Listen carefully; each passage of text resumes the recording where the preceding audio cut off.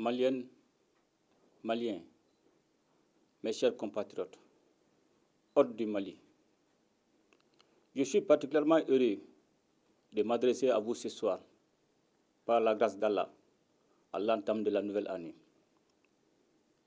La traditionnelle présentation des vœux de Nouvel An nous offre l'occasion de faire le point de l'année écoulée pour mieux nous projeter dans la nouvelle année. Je voudrais tout d'abord, en cette circonstance, exprimer ma compassion à l'endroit de toutes les Maliennes et de tous les Maliens affectés par les difficultés du moment. Ma pensée va également à l'endroit de nos forces de défense et de sécurité engagées dans la défense opérationnelle du territoire. Mes chers compatriotes, l'année 2023 aura été une année de grands défis pour les autorités de la transition, totalement dédiée à la mise en œuvre des recommandations des Assises nationales de la refondation. Les réformes sont en cours dans tous les domaines, particulièrement dans les secteurs de la justice, de la santé, de l'économie et des mines. Le secteur minier, porteur de grandes opportunités de développement, a été doté d'un nouveau code et d'une loi sur le contenu local. Il ouvre la voie à d'énormes opportunités de développement endogène et à d'importantes ressources budgétaires. Mes chers compatriotes, l'État a renforcé l'amélioration de la gouvernance et a accéléré l'appui aux entreprises publiques. Il a également continué de soutenir le monde rural à travers les subventions sur les intrants et l'aide aux producteurs de coton sinistrés. L'État a par ailleurs soutenu le financement du secteur privé en fournissant un appui conséquent au fonds de garantie du secteur privé à plus de 100 milliards de francs CFA. Dans le même temps, le gouvernement a poursuivi ses actions dans différents domaines en vue d'améliorer les conditions de vie de la population et les indicateurs macroéconomiques sont bien orientés malgré les effets de la crise multidimensionnelle. Des investissements importants sont aussi engagés dans le domaine de la santé et de l'éducation par la construction d'infrastructures, l'acquisition d'équipements et le renforcement des capacités. L'étude prospective du Mali à l'horizon 2063, avec un phasage décennal, a été lancée afin de doter notre pays d'une orientation et d'une vision claire pour son avenir. Mes chers compatriotes,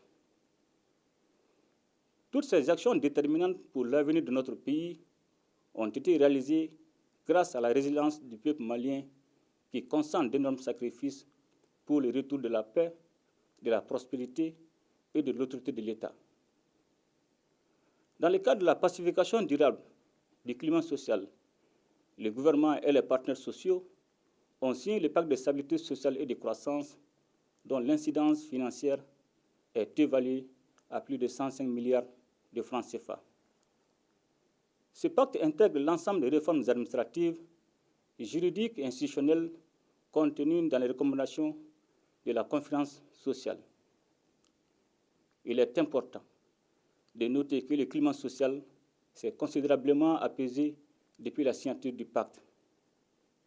Cet apaisement est à l'actif des partenaires sociaux, dont il convient de saluer le sens élevé du patriotisme. Les États généraux de la jeunesse qui se sont déroulés du 1er au 22 décembre 2023 ont constitué un moment de retrouvailles et de ferveur qui a permis de faire l'état des lieux des défis de la jeunesse malienne autour de l'essentiel et ont fait des propositions de solutions.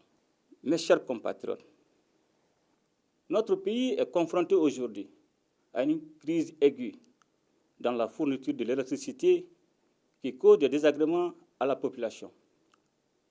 Il faut cependant rappeler que cette situation est consécutive à plusieurs années de mauvaise gestion et de manque de vision pour le développement de ce secteur stratégique. Conscient de l'impérieuse nécessité d'atténuer les souffrances des populations, et de trouver des solutions pérennes à cette crise, les autorités de la transition ont initié des actions sur le court, moyen et long terme.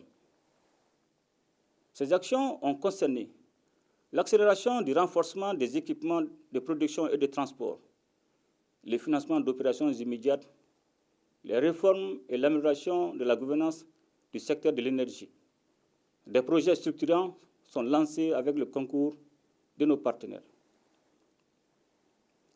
Mes chers compatriotes, les efforts de développement dans lesquels nous sommes engagés resteraient vains si la lutte contre la corruption dans le domaine administratif et économique n'était pas menée avec détermination.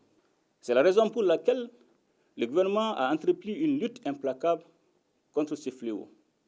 Des actions sont ainsi en cours pour que toutes les personnes impliquées dans les actions de corruption répondent devant les instances judiciaires. Mes chers compatriotes, la question sécuritaire et la reconquête de l'intégrité territoriale de notre pays ont été et demeurent au cœur des préoccupations du peuple malien. Et je voudrais ici saluer l'engagement et la détermination des femmes dans la conduite de l'opération Dougoukoulokou, conformément à la résolution 2690 de l'ONU, ainsi que le soutien multiforme dont elles ont bénéficié auprès du peuple malien. Il me plaît également de saluer les populations qui ont vécu le martyre pendant 11 longues années. Je voudrais cependant les inviter au calme et à la modération. Notre mission n'est pas achevée. Je rappelle qu'elle consiste à recouvrer et à sécuriser l'intégrité du territoire sans exclusive aucune. C'est aussi l'occasion pour moi de présenter mes condoléances et former les vœux de prompt rétablissement aux victimes civiles et militaires de la tragédie qui a été imposée à notre peuple. Mes chers compatriotes, il convient de rappeler que l'opération Dougoukoulokou avait pour seul objectif le redéploiement des forces armées sur toute l'étendue du territoire national, suite au retrait de la MINUSMA. J'invite la population à se donner la main et à éviter les amalgames susceptibles de compromettre le vivre ensemble. En vue de recréer des conditions de vie normales, le retour de l'État et des services sociaux de base se poursuit. Mes chers compatriotes, l'unité nationale et le vivre ensemble constituent le socle sur lequel nous devrions bâtir toutes les actions pérennes de développement. Nous sommes à une étape charnière de la marche de notre pays vers la paix, la sécurité et le développement. C'est pourquoi, capitalisant les avancées réalisées dans le cadre du processus de paix et tirant les enseignements des défis qui demeurent, j'ai pris l'option de privilégier l'appropriation nationale du processus de paix en donnant toutes ses chances à un dialogue direct intermalien pour la paix et la réconciliation, afin d'éliminer les racines des conflits communautaires et intercommunautaires. Cette décision, que nous avions déjà partagée avec les différents acteurs nationaux et internationaux concernés, dès l'entame du retrait de la MINUSMA, exige de nous, Maliennes et Maliens, que nous nous donnions la main afin de réconcilier notre pays et assurer la cohésion nationale. À présent, je tiens à souligner que l'unicité, la laïcité de l'État et l'intégrité du territoire ne feront pas partie des sujets de discussion.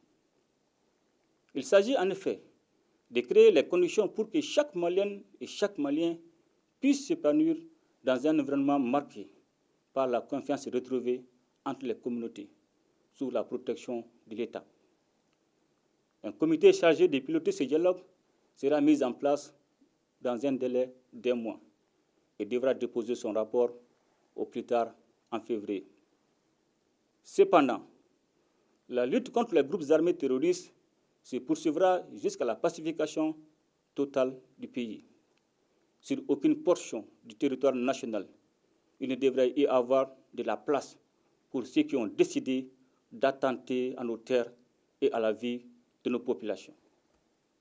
Mes chers compatriotes, notre pays a incontestablement posé des actions majeures dans les différents secteurs de la vie nationale. Toutefois, nous devons rester vigilants afin de consolider les acquis. Je voudrais ici remercier l'ensemble des partenaires nationaux et internationaux qui ont appuyé notre pays dans le domaine sécuritaire.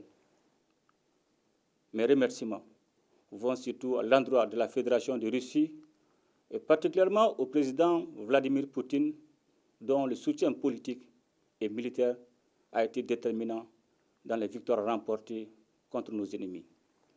Mes chers compatriotes, les multiples soubresauts politiques que notre pays a connus depuis l'avènement de la démocratie ont indiqué à suffisance la nécessité de mener des réformes politiques. À l'issue des assises nationales de la refondation, véritable exercice de diagnostic, notre peuple a recommandé de mener des réformes politiques prioritaires avant tout retour à l'ordre constitutionnel. En toute logique, et pour ancrer une véritable démocratie au Mali, nous avons estimé que cette fois-ci, l'ordre constitutionnel désiré par les Maliens devrait être différent des autres, car apaisé et sécurisé. En application de cette vision, nous avons réussi collectivement, entre autres, à relire la loi électorale, à créer un organe unique de gestion des élections et surtout à adopter une nouvelle constitution par référendum consacrant la 4e République après tant d'échecs. Au cours de l'année 2024, les efforts tendant à retourner à un ordre constitutionnel apaisé et sécurisé ne faibliront point. Mes chers compatriotes, dans le cadre du renforcement des relations de fraternité, d'amitié et de solidarité entre les pays confrontés aux mêmes défis, nous avons, en concertation avec les autorités du Burkina Faso et de la République du Niger, décidé de créer le 16 septembre 2023 l'Alliance des États du Sahel. Fondée sur une architecture de défense collective et d'assistance mutuelle, l'AES est désormais une alliance qui vise, d'une part, une intégration politique renforcée, centrée sur l'intégration des peuples, et d'autre part, aspire à créer les conditions nécessaires à un développement socio-économique, financier, harmonieux des 3 États liés par des relations historiques et stratégiques. Grâce à l'AES, nous œuvrons à réaffirmer notre souveraineté et à redonner un sens aux valeurs de solidarité et de fraternité si chères à nos populations. Mes chers compatriotes, c'est dans ce nouveau contexte que nous allons nous atteler à renforcer notre État pour qu'il remplisse ses missions régaliennes au bénéfice de tous afin d'édifier une société juste et équitable, avec plus d'inclusion sociale et de protection des plus vulnérables. Pour ce faire, nous devrions demeurer attachés aux valeurs cardinales de notre société qui sont, entre autres, la bravoure, l'abnégation au travail, le respect du bien public et la solidarité. Mes chers compatriotes, c'est ensemble que nous allons construire un Mali Koura, c'est-à-dire un Mali prospère et uni dans sa diversité. C'est ensemble que nous serons plus forts pour vaincre l'adversité, pour agir efficacement sur notre présent et déterminer en toute souveraineté notre avenir et celui de nos enfants. C'est donc plein de confiance dans les résolutions que nous avons prises ensemble pour la nouvelle année qu'à chacune et à chacun de vous, j'adresse mes vœux de bonne santé, de succès et de bonheur. Bonne et heureuse année 2024 dans un Mali pacifié, stable et prospère. Qu'Allah bénisse le Mali et protège les Maliens. Je vous remercie.